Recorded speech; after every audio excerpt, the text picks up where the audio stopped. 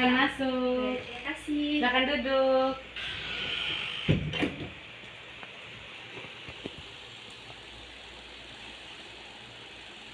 Bagaimana duduknya, nyaman? Ya, malam. Dengan Nepa, betul? Iya, Kak. Baik, perkenalkan saya Ririn Ayu Anggeloni, bisa kamu panggil Mbak ataupun Kakak. Di sini saya sebagai konselor. Baik, Nepa tadi perjalanan ke sini naik apa? Naik mobil, Kak. Naik mobil. Berapa menit dari rumah ke sini? Ya, sekitar 10 menitan lah. Oke, sekitar 10 menitan. Nepa, apa kabar? Alhamdulillah sedikit baik. Ya, cukup baik lah, Kak. Oke, mungkin bisa di rating baiknya dari 1 ke 10 berapa? 7 lah. 7. Oke, apa yang membuat tidak baik? Ya, sebenarnya saya ini ada sedikit masalah beradaptasi, ya lebih tepatnya, Kak, dengan lingkungan yang sekarang seperti itu. Jadi proses penyesuaian diri. Oke, proses penyesuaian diri. Baik, sebelum kita memulai konseling, mari kita berdoa. Kakak akan memimpin doa kita pada pertemuan ini. Doa dimulai.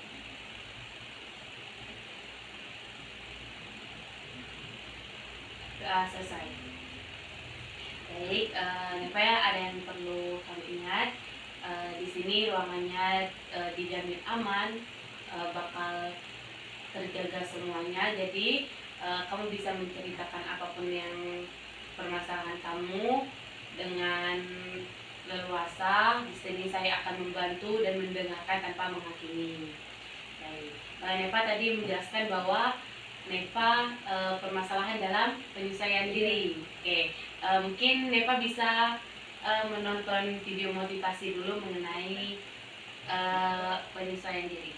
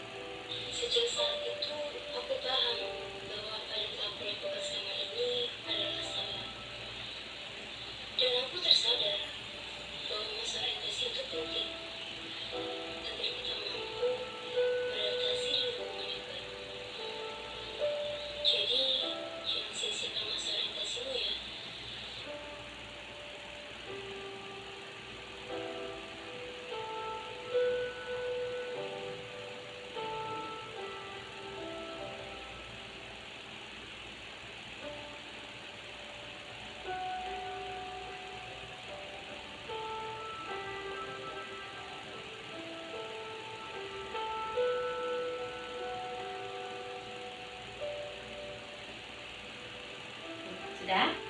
Sudah. Oke.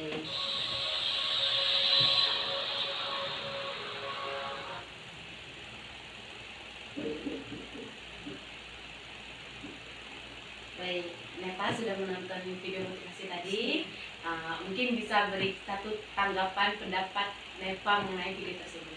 Ya, kalau tanggapan dari Nepa sendiri ya Kak, tentang ini kan dia tentang mau masa adaptasi tentang lingkungan yang baru ya, tentunya masuk sekolah lah intinya, masuk SMA kan.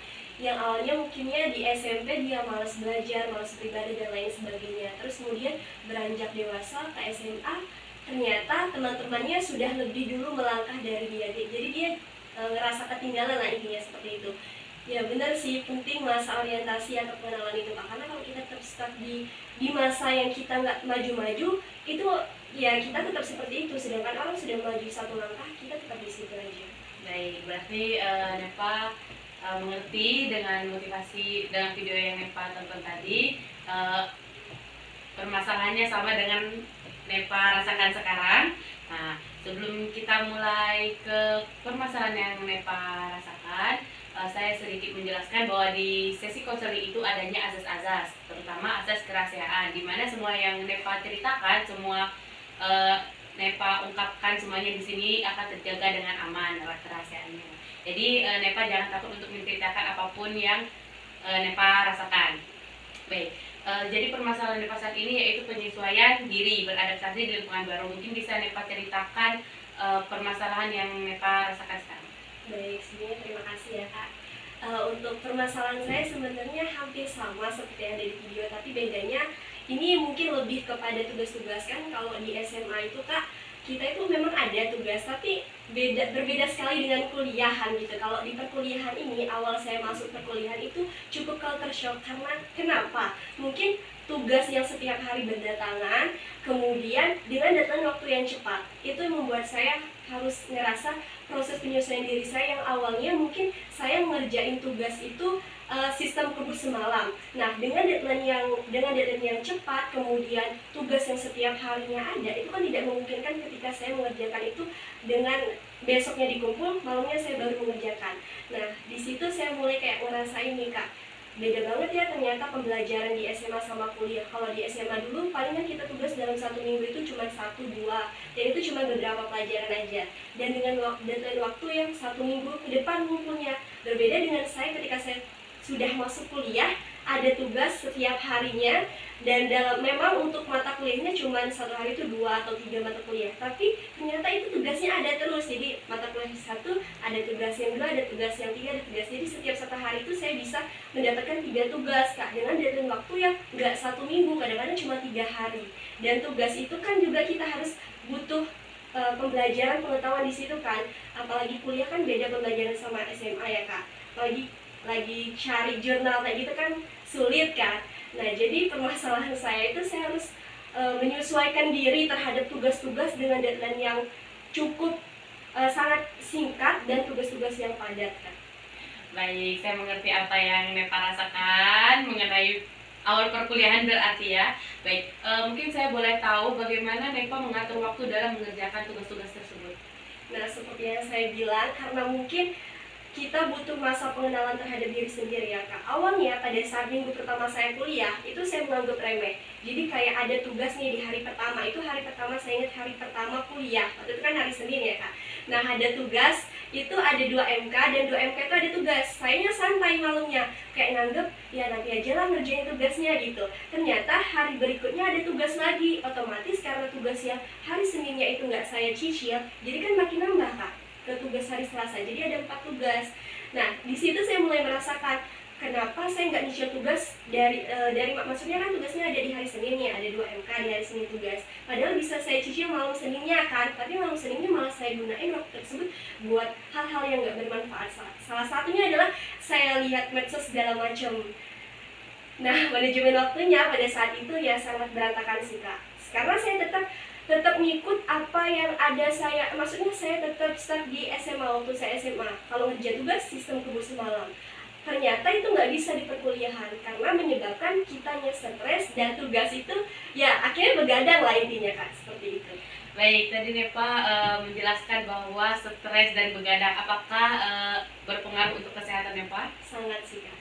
Sangat berpengaruh. Iya. Itu di minggu pertama. Nah, untuk sekarang Nepa semester 1. Iya, semester 1. Semester 1. Nah, itu kan untuk di minggu pertama. Nah, untuk di minggu-minggu selanjutnya apakah Nepa tetap mengerjakan seperti itu? Apakah sudah ada perkembangan? Kalau untuk minggu pertama saya tetap seperti itu kan Kak. Nah karena minggu pertama saya tetap seperti itu dan akhirnya saya merasa saya nggak boleh seperti ini terus, karena ya otomatis tadi kan stres dan saya sering bergadang. Nah akhirnya di minggu kedua, ketiga saya mulai nih proses penyesuaian diri saya Kak. Jadi kayak mulai manajemen waktu, ketika saya dikasih tugas di hari tersebut saya mulai nyicil nih dari malamnya gitu. Karena ada rasa takut di diri saya Kak. Misal seandainya saya nggak nyicil tugas malam ini, besoknya bakal ada lagi tugas dan otomatis itu akan numpuk gitu Kak. Baik, dari penjelasan Nepa berarti Nepa sudah menemukan solusi mengenai permasalahan yang Nepa alami. Baik, sebelum ke situ, bagaimana pertemanan Nepa di perkuliahan? Kalau untuk pertemanan, alhamdulillah baik Kak. Jadi kayak saling mendukung satu sama lain, apalagi kan kami itu kalau pertemanan dalam kelas kan, karena kita merasakan hal yang sama dengan teman-teman itu, jadi saling sharing gitu. Gimana kalau kalian ngatur waktunya buat pembelajaran seperti itu. Dari situ kan mulai kita tercerna nih pikiran, oh ternyata kalau aku tetap seperti itu yang nggak bisa. Jadi bisa ikut, bukan ikut apa kata teman, tapi kita kan boleh mendengar apa pendapat teman kan. Kalau mereka misalkan kata mereka, coba kamu gunain waktu kayak gini Net gitu, mungkin lebih kamu juga maksudnya lebih cepat selesai tugasnya dan juga nggak stres, nggak sampai begadang juga karena udah dicicil kan tugasnya gitu. Baik, Nepa untuk pertemanan Nepa, penyesuaian diri Nepa di perkuliahan sudah aman. Nepa juga sudah menemukan solusi untuk penyesuaian diri Nepa. Baik, berarti Nepa sekarang sudah menemukan solusi mengenai permasalahan Nepa untuk kedepannya. Berarti ini sudah tidak terulang lagi. Itu hanya permasalahan di awal perkuliahan. Iya, semoga aja seperti itu. Semoga saja seperti itu. Bagaimana komitmen Nepa agar permasalahan yang Nepa hadapi itu tidak terjadi lagi ke depannya? Ya kalau dari komitmen saya sendiri, prinsip saya sekarang seperti ini Kak. Karena saya sudah pernah mengalami di awal minggu pertama perkuliahan yang tugas banyak dan deadline waktu yang cepat dan saya stres karena mengerjakan sistem tidur semalam. Akhirnya saya punya prinsip kayak ibarat katanya kalau aku tetap ngerjain tugas sistem kebut semalam dan nggak dicicil dari ada waktu, maksudnya nggak dicicil, itu aku bakal stres. Nah kalau dari komitmen aku sendiri, prinsip aku sendiri, misalkan kayak gini, aku bilang ke diri aku sendiri ya Kak, kalau kamu nggak mulai dari sekarang, karena kalau kamu nggak mulai kerjain tugas dari sekarang, nanti bakal numpuk, akhirnya stres ya Kak, kamu sendiri gitu Kak. Jadi setiap ada tugas, aku ada rasa kayak lebih baik ada waktu kerjain tugas cicil dulu daripada kamu gunain dengan waktu yang nggak bermanfaat. Akhirnya mungkin kita enaknya di awal, tapi di akhir nanti kita jadi kayak tersiksa. Jadi kalau prinsip aku Kak, lebih baik aku susahnya di awal, tapi di akhir aku udah selesai. Jadi alhasil temen aku yang hampir ibarat katanya hampir mau deadline, itu mereka masih sibuk-sibuk ngerjain tugas, aku udah santai karena aku memang susahnya di awal. Jadi kalau awalnya aku di minggu pertama aku susahnya di akhir, kali ini aku mau merubah prinsip seperti itu. Ketika ada tugas, ada waktu luang, mau aku kerjakan langsung. Jadi aku nggak apa-apa susahnya di awal, tapi di akhirnya aku udah santai seperti itu. Baik, luar biasa sekali Nepa penjelasannya. Berarti Nepa sudah menemukan solusi dari penyesuaian dari permasalahan penyesuaian diri Nepa sendiri. Baik, karena Nepa sudah menemukan solusi, jadi saya rasa konseling kita cukup sampai di sini. Sebelumnya saya mau memberikan terima kasih kepada Nepa sudah berkenan hadir untuk pertemuan kali ini. Jika Nepa mau bertemu lagi dengan saya, mau melakukan konseling lagi, Nepa mungkin bisa mengkontak saya lagi. Saya memberikan apresiasi lagi, Nepa kamu hebat, kamu sudah menemukan langsung solusi dari permasalahan Nepa, kamu kuat, semangat dalam perkuliahan. Semoga kamu kedepannya menjadi anak yang sukses. Terima kasih Kak. Saya mengucapkan terima kasih banyak Kak, karena konseling ini sangat bermanfaat bagi saya dan mungkin saya bisa mencurahkan isi hati saya Kak. Sebelumnya kan mungkin lebih dipendam kan, kalau dengan konseling ini saya bisa menceritakan dan rahasianya tentu aman kan Kak. Aman. Jadi sekarang Nepa sudah merasa aman, lega semua permasalahan dan akhirnya bisa diceritakan dan mendapatkan konselingnya yang mendengarkan dengan baik. Alhamdulillah. Terima kasih Nepa, sampai Terima kasih, jumpa Kak. lagi di pertemuan selanjutnya. Terima kasih. Saya bantu ya. Ya. Sip.